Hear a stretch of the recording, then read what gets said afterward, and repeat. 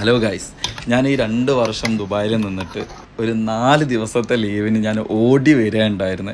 എനിക്കാണെന്നുണ്ടെങ്കിൽ ഒന്നിനും സമയം ഉണ്ടായിരുന്നില്ല. ഒന്നിനും എന്ന് പറഞ്ഞാൽ നമ്മൾക്ക് ഈ 4 ദിവസം കൊണ്ട് നിങ്ങൾക്ക് അറിയാമല്ലോ, ഞാൻ എൻ്റെ കുട്ടീനെ കാണാനും വേണ്ടിയിട്ട് മനസ്സിൽ മൊത്തം എൻ്റെ കുട്ടീനെ കാണണം എന്നുള്ളൊരാഗ്രഹമായിരുന്നു.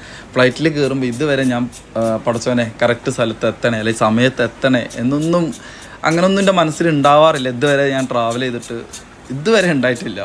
അപ്പം ഈ ഒരു പ്രാവശ്യം ഞാൻ ട്രാവൽ ചെയ്യുമ്പോൾ ഞാൻ ഫ്ലൈറ്റ് കയറുമ്പോൾ തന്നെ ഞാൻ ദിക്റുകൾ ചെല്ലുന്നു, പ്രാർത്ഥിക്കുന്നു ഒക്കെ. കാരണം എനിക്കെൻ്റെ കുട്ടീൻ്റെ മുഖം കാണണം. അത് എനിക്കറിയില്ല, ഞാൻ ഫോണിൽ വീഡിയോയിൽ കണ്ടുകൊണ്ടിരിക്കുന്നുണ്ട് എൻ്റെ കുട്ടീനെ.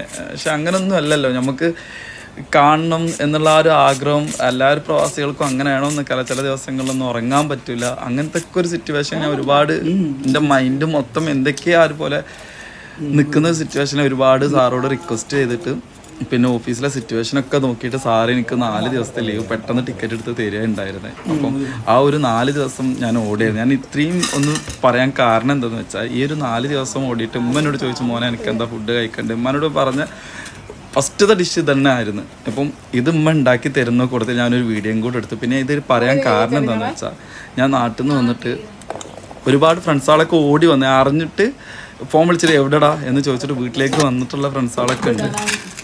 അവരോടൊക്കെ ഭയങ്കര താങ്ക്സ്. പിന്നെ അതുപോലെ തന്നെ കുടുംബത്തിൽ ഒരുപാട് ആൾക്കാരെ അവൻ വന്നു കാണാൻ വന്നില്ല എന്ന് പറഞ്ഞിട്ട് കംപ്ലൈൻറ്റ് പറഞ്ഞിട്ട് അങ്ങോട്ടും ഇങ്ങോട്ടും നടക്കുന്ന എൻ്റെ കുടുംബക്കാരെ അല്ലെങ്കിൽ എൻ്റെ ആരാണെന്നുണ്ടെങ്കിലും പറഞ്ഞ ആൾക്കാർക്കൊക്കെ എനിക്കറിയാം. ഈ ഒരു 4 ദിവസം എൻ്റെ മനസ്സ് ഞാൻ എന്തും പോലെ കല്ലാക്കിയിട്ടാണ് തിരിച്ച് വന്നതെന്ന് എനിക്ക് മാത്രമേ അറിയുള്ളൂ. അല്ലാതെ ഈ ഫുഡ് ഉണ്ടാക്കുമ്പോൾ എനിക്ക് വേണമെങ്കിൽ ഇതിൻ്റെ റെസിപ്പി പറയാം, അല്ലെങ്കിൽ വേറെ എന്തെങ്കിലും പറയാം. പക്ഷെ എത്ര പറഞ്ഞാലും ഈ ഒരു സംഭവം ഉള്ളിൽ കിടക്കുക. അവൻ കാണാൻ വന്നില്ലല്ലോ എന്ന് പറയുന്ന ആൾക്കാർക്ക് ആർക്കെങ്കിലും ഒരാൾക്ക് എന്നെ കാണാൻ വരാൻ പറ്റിയിട്ടുണ്ടായിരുന്നോ? വരാത്ത ആൾക്കാരോടെ ഞാൻ പറഞ്ഞു, കംപ്ലൈൻ്റ് ആയിട്ട് പറയില്ല. അങ്ങനെ കംപ്ലൈൻറ്റ് പറഞ്ഞ ആൾക്കാരെ മാത്രം ഞാൻ പറഞ്ഞു. ഈ 2 വർഷം നിന്നിട്ട് 4 ദിവസത്തെ ലീവിൽ ഞാൻ എവിടെയൊക്കെ പോകണം ഒന്ന് ചിന്തിച്ച് നോക്കൂ.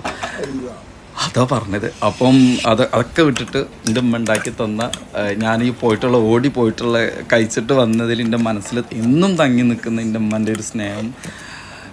Thank you so much.